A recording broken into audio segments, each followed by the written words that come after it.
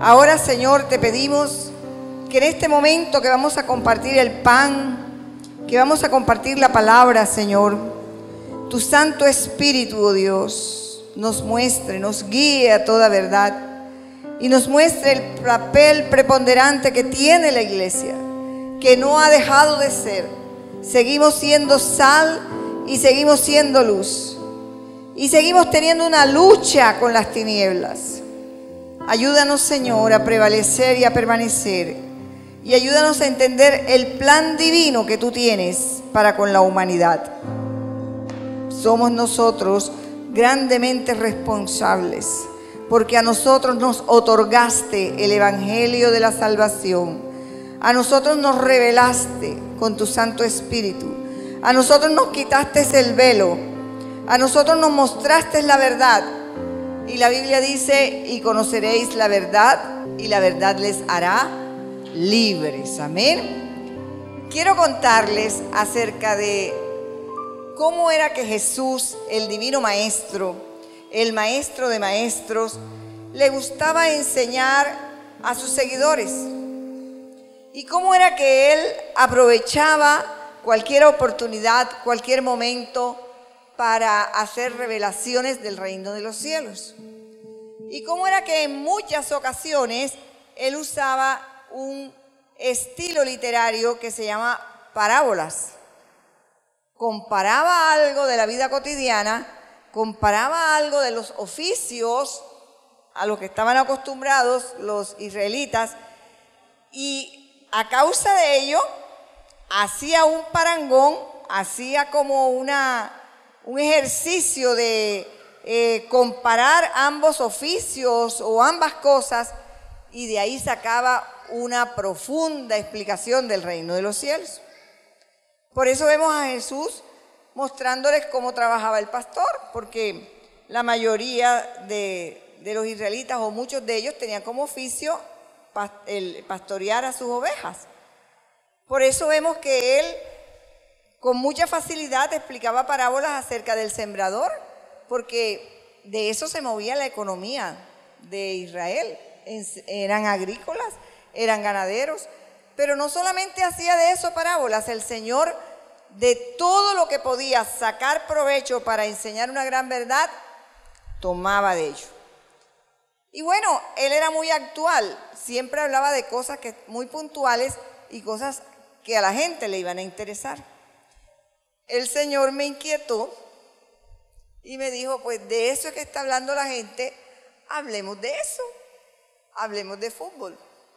Pero vamos a mirar lo que el Espíritu de Dios nos va a enseñar haciendo la comparación del fútbol con nuestra vida cristiana y nuestra vida espiritual. Pero antes vamos a tomar las Sagradas Escrituras y vamos a irnos al libro de Efesios. Y vamos a leer la palabra del Señor en Efesios 5, en los versos 1 en adelante. Sed pues imitadores de Dios como hijos amados, y andad en amor, como también Cristo nos amó y se entregó a sí mismo por nosotros, ofrenda y sacrificio a Dios en olor suave. Verso 3. Pero fornicación y toda inmundicia o avaricia, ni aun se nombre entre vosotros como conviene a santos. Ni palabras torpes, ni necedades, ni truhanerías que no convienen, sino antes bien acciones de gracia. Porque sabéis esto, que ningún fornicario o inmundo o avaro, que es servidor de ídolos, tiene herencia en el reino de Cristo y de Dios. Nadie os engañe con palabras vanas, porque por estas cosas viene la ira de Dios sobre los hijos de desobediencia. No seáis pues aparceros con ellos, porque en otro tiempo erais tinieblas, mas ahora sois luz en el Señor. Andad como hijos de luz, porque el fruto del Espíritu es toda bondad y justicia y verdad, aprobando lo que es agradable al Señor. Y no comuniquéis con las obras infructuosas de las tinieblas, sino antes bien redarguirlas, porque torpe cosa es aún hablar de lo que ellos hacen en oculto. Mas todas las cosas, cuando son redarguidas, son manifestadas por la luz, porque lo que manifiesta todo, la luz es. Por lo cual dice, despiértate tú que duermes, y levántate de los muertos, y te alumbrará Cristo. Mirad pues cómo andéis avisadamente, no como necios, mas como sabios, redimiendo el tiempo, porque los días son malos. Por tanto, no seáis imprudentes, sino entendidos de cuál sea la voluntad del Señor. Y no os embriaguéis de vino, en lo cual hay disolución, mas sed llenos del Espíritu. Hablemos entre vosotros con salmos y con himnos y canciones espirituales, cantando y alabando al Señor en vuestros corazones, dando gracias siempre de todo al Dios y Padre en el nombre de nuestro Señor Jesucristo, sujetándonos los unos a los otros en el temor de Dios. Han de creer ustedes que de allí, de esa palabra, pude extraer la revelación de lo que el Espíritu Santo de Dios quería que hiciéramos con un parangón, con una parábola entre un equipo de fútbol y la iglesia, que quiere decir nosotros y nuestra vida. Imagínense ustedes dos equipos de fútbol que van a jugar y que quieren ganar.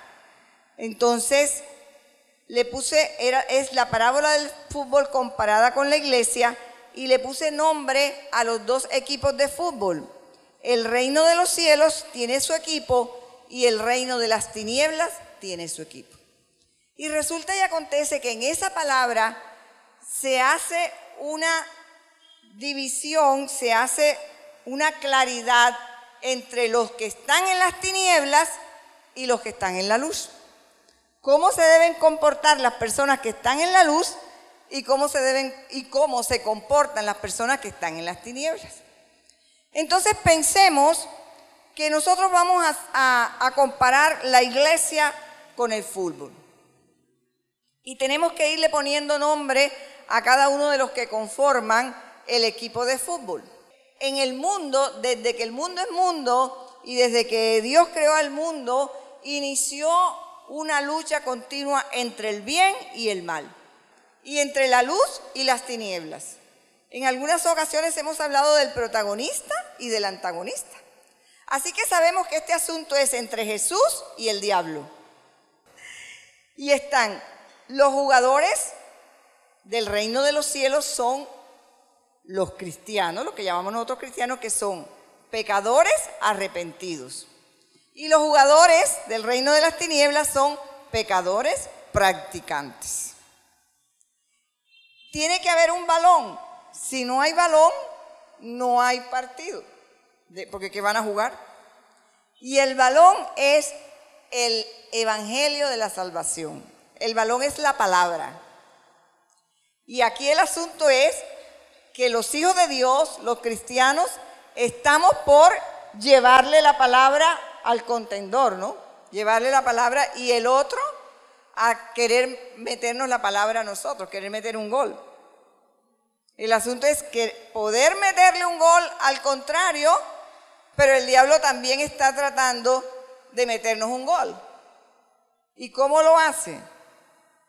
Con la doctrina equivocada, con la idolatría. ¿Usted qué cree que ese golazo de hacerle creer a la gente que realmente están siguiendo a Jesús y lo que lo hacen es estar detrás de ídolos, estar detrás de una deidad, es un engaño tremendo? Y la gente cree que lo que está haciendo es siguiendo a Jesús, pero no es así. Y el Señor advierte que en los postreros tiempos y en el último tiempo vendrán hombres hacedores de maldad que van a predicar una doctrina falsa. Entonces, la palabra del Señor nos advierte que la apostasía ha de venir antes de que venga Jesús. Quiere decir que el enemigo está tratando por todos los medios de predicar también su evangelio y de enseñar también esa doctrina equivocada. Es un solo árbitro para los dos equipos, ¿cierto? el partido que se va a jugar no es que los del reino de los cielos traen un árbitro y los del reino de las tinieblas traen uno, sino que hay un solo árbitro. Ese árbitro es como si fuera un juez, ¿verdad? Ese árbitro es el que mira quién está haciendo las cosas mal. Es el que tiene el pito. Ese árbitro es el que da la orden de iniciar y el que pita al final para decir que terminó. Ese es el que tiene potestad para sacar a una persona poniéndole una tarjeta roja. Y en ese momento el árbitro es prácticamente el que manda la parada, ¿verdad? Pues ese árbitro es único para los dos y ese árbitro es Dios. Dios es el que dice cuándo es el principio y Dios es el que dice cuándo es el fin y Dios es el que juzga las acciones de cada persona. Fíjense que hoy día en los partidos de fútbol tienen unas ayudas que no tenían antes y es que graban todas las jugadas y después las ponen en cámara lenta y así se percatan si el juez pitó correctamente o no. Pero nosotros sabemos que nuestro Dios, nuestro Rey, es infalible. Cuando Él juzga, juzga correctamente. Lo que Dios dice, eso es. Amén. El mismo Pablo se atrevió a decir, imítenme a mí porque yo imito a Jesús. Y los del equipo de fútbol tienen que estar muy atentos a las órdenes que les da el director técnico. Y una de las características y de las cualidades de los jugadores es una obediencia extrema a lo que le ordene su director técnico. Si no lo hace, merece una sanción. Y si no lo hace, hasta lo pueden expulsar. Si no lo hace, seguramente que en el próximo partido se gana un partido en la banca. Lo sacan del equipo.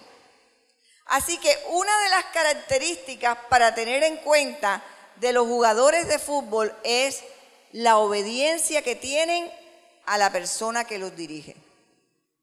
Y yo les digo algo, en la vida espiritual, el éxito de una vida espiritual creciente, en desarrollo y madura, es la obediencia que nosotros le tengamos a Dios, la obediencia que nosotros le tengamos a la palabra, la obediencia que nosotros le tengamos a Jesús.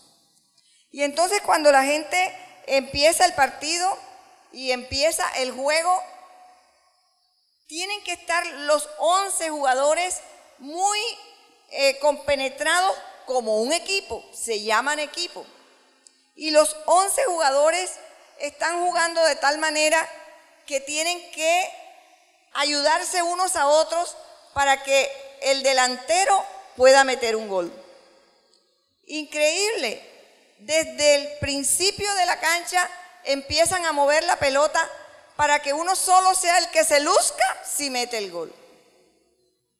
Hay uno al que siempre le van a querer lanzar la pelota, como a James.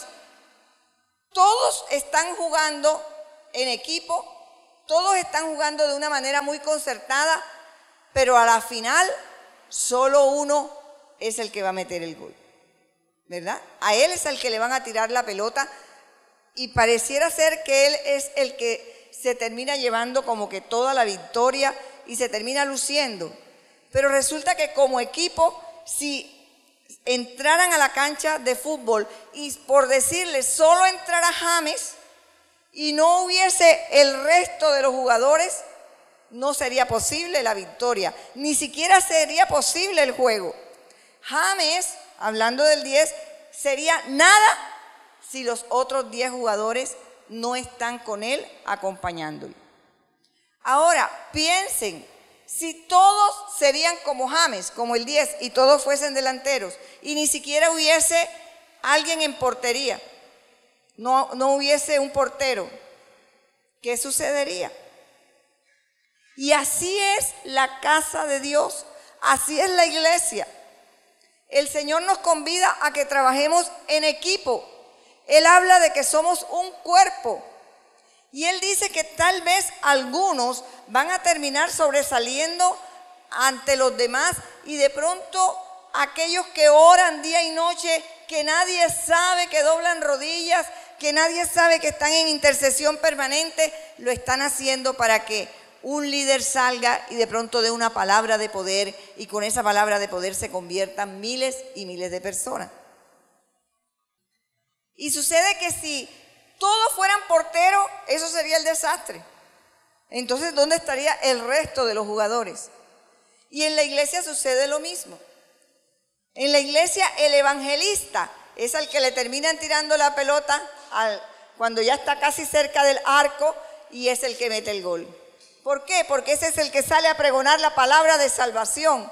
Ese es el que sale a gritar a los cuatro vientos que Cristo vive. Ese es el que sale a decirle a la gente que se arrepientan de sus pecados. Tal vez es el más notorio en ese momento, pero a la final la victoria es para el equipo. A la final el evangelista, el que trabaja como pastor, el que sirve como obrero, el que es maestro, está solo pensando en la salvación de las almas y está pensando a nivel grupal. Y la organización que tiene un equipo de fútbol bien podría ser la envidia para muchas iglesias. Qué maravilloso sería, por ejemplo, que nosotros cumpliéramos con la rutina que lleva los equipos de fútbol. ¿Ustedes creen que ellos solo el día del partido es que salen a jugar? ¿Cuánto tiempo duran practicando antes? ¿Cuánto tiempo duran antes ejercitándose? Y el día del partido ya están calientitos. ¿Cómo puede estar un jugador de fútbol si durante toda la semana no practicó y lo van a poner a jugar? ¿Cómo está? No tiene ni siquiera la resistencia física que se necesita para jugar en un partido. Así que una de las cualidades que nosotros vemos de los jugadores de fútbol es ese orden que tiene en practicar, practicar y practicar, ¿cierto? La perseverancia que tienen. Y practican y no saben sino hasta el último momento si van a estar en la nómina de los jugadores, si van a estar en la lista. Pero practican como si ese fuese el mejor partido de su vida. Y nosotros muchas veces llegamos el domingo a la iglesia y ni lunes, ni martes, ni miércoles cogemos el balón para nada. ¿Qué les dije yo que era el balón? La palabra de Dios. Y no la cogemos para nada. Entonces queremos venir el domingo y queremos venir a jugar de principal. Cuando durante toda la semana no hemos hecho ni siquiera una calistenia, ni siquiera un entrenamiento y no hemos estado en forma para poder enfrentarnos al equipo contendor que practica también día y noche. Y una de las cosas tremendas de esos jugadores que nosotros los vemos ahora tan famosos, tan archimillonarios, pero podrán ser todo lo que quieran allá afuera como individuales y ganarse toda la fama del mundo, pero cuando están con el entrenador tienen que ser sumisos, tienen que ser obedientes, allí tienen que ser todos iguales y ayudarse unos a los otros. Es más, el goleador de pronto tiene que ser el más amigo de todos, porque todo el mundo se va a sacrificar para entregarle a él la pelota. Y donde a él le caiga mal la gente no le va a querer colaborar, ni le va a querer contribuir, ¿verdad? Así que entonces el que va a sobresalir, ese tiene que ser el más amigo de todos los demás. Porque donde se gane la animadversión de los otros, ni siquiera le hacen un pase, no le tiran la pelota. ¿Cuánto tendríamos nosotros que aprender de la disciplina que se tiene los jugadores? Mire, son apasionados a grado extremo. Y el Señor quiere que nosotros seamos apasionados por Cristo. Son, ¿cómo es que las barras bravas y todas estas cosas son fanáticos? Yo recuerdo que si alguien quería ofender a un cristiano evangélico, decían, uy, no, pero es que esos cristianos evangélicos son unos fanáticos, ¿verdad? Son fanáticos. Pero yo creo que ese es el mejor elogio que le pueden dar a un cristiano evangélico. Porque si estos son fanáticos por un partido de fútbol o por unos hombres mortales, ahora ¿qué tal nosotros por el Rey de Reyes y Señor de Señores? Ahora, ¿qué hacen los jugadores? Se ponen la camiseta. ¿Y qué hacen los que están acompañando al equipo? Oiga, miren, las ventas de las camisetas de la Selección Colombia dejan unas ganancias exorbitantes. ¿Por qué? Porque todo el mundo quiere tener puesta la camiseta. ¿Y qué sucede con un jugador de fútbol y con un hincha? Todo el mundo lo distingue. ¿Será que nosotros los cristianos, cuánto tenemos que mirar en similitud? ¿Será que donde quiera que nosotros vayan y dicen, ahí va un hincha del reino de los cielos, ahí va un fanático del reino de los cielos, ahí va uno que se pone la camiseta? Ponerse la camiseta significa identidad, significa seguir, significa aceptar, aún significa amar. Porque estos hinchas son capaces hasta de dar la vida por su equipo o por su partido. Y cuando están jugando y están en concentración, ¿qué les dicen a los jugadores? Cero vida mundana. Los ponen en santidad.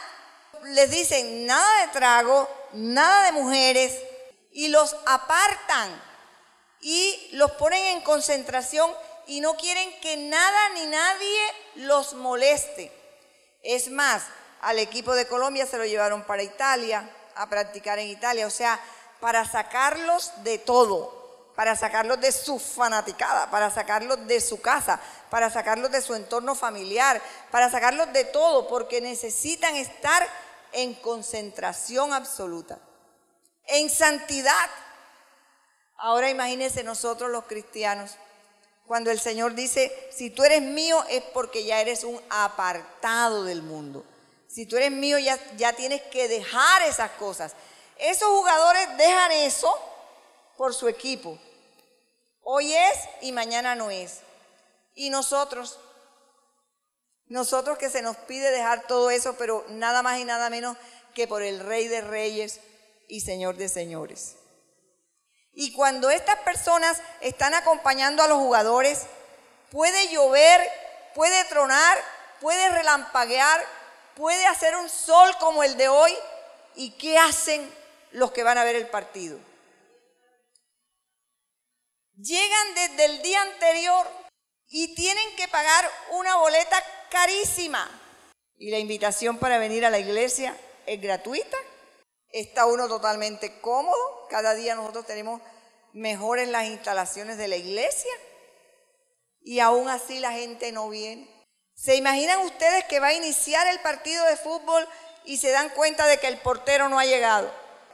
Allá tienen a unos que tienen en banca, unos suplentes, que les toca entonces buscar un suplente para poder ocupar el puesto.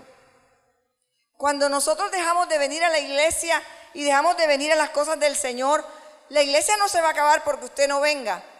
Pero qué triste, perdió el puesto, lo reemplazó otro. ¿Y qué tal que se luzca ese portero en ese partido?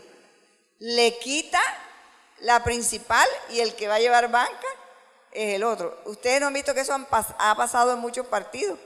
Lo que le pasó a Falcao, que justo en el campeonato anterior, en el Mundial, se fracturó, se enfermó, pero dejó de haber Mundial, no, dejó de ir Colombia, no, pero él no pudo disfrutar porque se lesionó y no pudo disfrutar. ¿Cuántas cosas podríamos nosotros seguir poniéndole similitudes de lo que la gente del mundo hace, que si lo hicieran para la iglesia, que si lo hicieran para el trabajo ministerial, otra cosa sería? Nada más que el trabajo en equipo de esos 11. Cómo se esfuerzan uno al otro para ayudarse uno al otro. Y la iglesia también es un cuerpo, y la iglesia también es un equipo, y la iglesia también tiene un árbitro, y la iglesia también tiene un director técnico, Y las leyes y las normas que tienen en los partidos de fútbol se cumplen al pie de la letra. Sí saben eso, ¿verdad? Cuando cometen un error, ¿a dónde salen? A averiguar qué dicen las reglas, qué dicen las normas. Y nosotros también tenemos en la iglesia unas normas y unas reglas que seguir. ¿Y dónde están? En las Sagradas Escrituras, en la palabra del Señor. Qué bueno sería que usted y yo miráramos un poco el ejemplo que nos pone la gente del mundo, que si nosotros hiciéramos tales cosas en el reino de los cielos, tendríamos, mejor dicho, ¿cómo andaríamos? Todo el tiempo con nuestra camiseta puesta, todo el tiempo haciéndole arengas a nuestro equipo, todo el tiempo la gente reconociendo que nosotros somos de ese equipo. Y a veces hasta nos da pena decir que somos cristianos evangélicos. La alegría, la pasión. Y como les digo, puede llover, tronar o relampaguear, pero ellos de que se ven su partido y no se lo pierden por nada. Romerías de gente. Imagínense nosotros haciendo culto y la gente haciendo fila desde el día anterior para poder llegar y entrar y ver el culto. ¿Cómo sería esa situación para nosotros de maravilloso? Y siempre va a haber una lucha entre el bien y el mal. Así que vamos a hacer un pequeño repaso de lo más importante. Las características de los jugadores. Tienen disciplina y se rigen por las reglas del juego. Los cristianos, los hijos de Dios, debemos ser disciplinados y debemos ser guiados por la palabra del Señor. Amén. Tienen un entrenamiento permanente y practican todos los días. Usted no puede dejar de leer la Biblia, usted no puede dejar de orar, usted no puede dejar de congregarse, porque si usted deja de hacer eso, usted pierde estado físico, pierde estado espiritual. Hablando de estado físico en el parangón que estamos haciendo, pero usted pierde estado espiritual. Los jugadores de fútbol tienen una característica y es la obediencia. Y realmente nosotros los hijos de Dios nos debemos a nuestro director técnico. Nosotros debemos hacer lo que dice nuestro director técnico, que es Jesucristo. Ellos, los jugadores, cuando les viene un mundial como esto y cualquier otro partido importante, se apartan, eso le llaman concentración, una concentración y son apartados. Pues eso debe suceder en nuestra vida espiritual. Nosotros debemos estar apartados del mal, apartados de los asuntos del mundo, apartados de la carne, viviendo en santidad. Ellos llevan una vida ordenada, alejada del licor y de la concupiscencia. Y nosotros también somos llamados a dejar el pecado y dejar de practicar el pecado. Ellos trabajan en equipo y nosotros, como el cuerpo de Cristo, debemos también trabajar en equipo. Ellos saben que cada jugador ocupa un lugar y cada jugador sabe lo que tiene que hacer. O sea, si el portero abandona, como en algunas ocasiones lo ha hecho, abandona la portería y se va más allá al centro del campo, deja libre la portería y en un momento puede meterle un gol. Como sucedió en una ocasión que el portero se fue a patear la pelota tan lejos y vino otro jugador y la quitó y metió el gol facilito porque no hubo quien se lo atrancara. Usted no debe ocupar otro lugar que el que le han colocado. No debe ponerse a hacer las jugadas que no le han dicho que haga. Haga lo que tiene que hacer, hágalo bien hecho y hágalo en equipo. Amén. No como un llanero solitario. Porque ¿qué tal el jugador del equipo que coge la pelota y no se la pasa a nadie? No, yo soy el mejor y desde que arranca con la bola y el otro, pásamela, mira, estoy bien situado, estoy acá. Y ese a no querer soltar la pelota. ¿Qué pasaría ahí? Y además le dan una puñera. Le quitan el balón y le dan una puñera además. Así hay gente que quiere jugar de solitario, donde tenemos que jugar en equipo y cada quien debe hacer el oficio que se le encomendó. Tanto los seguidores como los jugadores son apasionados por el fútbol, aunque le llaman fanáticos, no se pierden de ningún partido y siempre tienen puesta la camiseta. Imagínense ustedes que hoy hubiese sido la final del partido del reino de los cielos y no estuviéramos todos aquí. Y a mí lo que me llama la atención, mire, cuando yo vengo de la iglesia los domingos, cuando yo vengo para el culto, ya están jugando en la canchita de fútbol. Y a veces yo digo, Dios mío, con este solazo. A veces vengo y está lloviendo, y a pesar de estar lloviendo, ellos están ahí. Y nosotros para venir a la casa del Señor ponemos 1000 peros. Miramos arriba, uy, ¿cómo que va a llover y yo estoy estornudando? Hoy no voy. Óigame, imagínate, nos antecedemos ya a lo que puede suceder. Dice Filipenses 2 en los versos 3 al 8. Nada hagáis por egoísmo o por vanagloria, sino con actitud humilde, cada uno de vosotros considere al otro como el más importante que a sí mismo, no buscando cada uno su propio interés, sino más bien los intereses de los demás. Haya pues en vosotros esta actitud que hubo también en Cristo Jesús. Nada hagáis por egoísmo. ¿Qué tal el jugador egoísta que yo les mencioné? Yo soy el que llevo la pelota y no se la doy a nadie. Y ahí viene la pastora Eli con la pelota y no se la cede a nadie. Y ella es la que va a tirar el gol. Oiga, y solamente dice, por egoísmo o por vanagloria. Yo soy la que me voy a llevar la gloria porque yo soy el 10, yo soy la que va a meter el gol. Oiga, sino con actitud humilde, cada uno de vosotros considere al otro como más importante que a sí mismo. Dígame si eso no es lo que hacen los jugadores de fútbol. El jugador, mire, es que hay jugadores que no se mencionan y que son los que le ponen la bola al goleador. Son los que hacen el pase. Si ese jugador no le pasara la pelota justo en el momento, nunca el otro metería el gol. Y casi nunca lo mencionan a él. Mencionan es al que mete el gol, pero ¿por qué mete el gol? Porque hubo alguien que cogió el balón y estratégicamente pensó en la jugada y no le importó si él era el que iba a lucirse o no y se la pasó al otro, ¿verdad? No buscando cada uno su propio interés.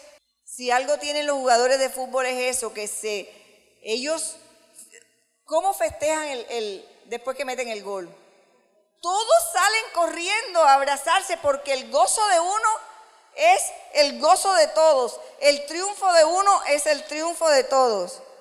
Dice, sino más bien los intereses de los demás. Ellos están pensando es cómo llevan al equipo a ganar, ¿verdad? Y entonces dice, haya pues en vosotros esta actitud que hubo también en Cristo Jesús.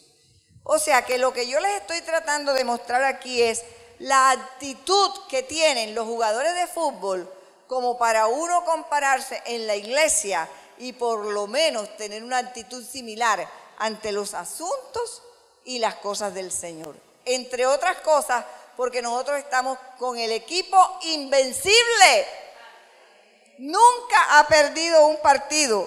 Jesucristo siempre se las ganó todas.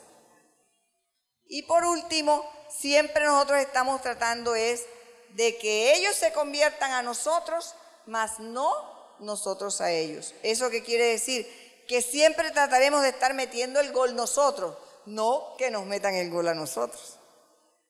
Amén. Y dice entonces Jeremías, mire cuántas citas bíblicas se acomodan a esa palabra. Dice Jeremías, por tanto así dijo el Señor en el capítulo 15, los versos 19 en adelante.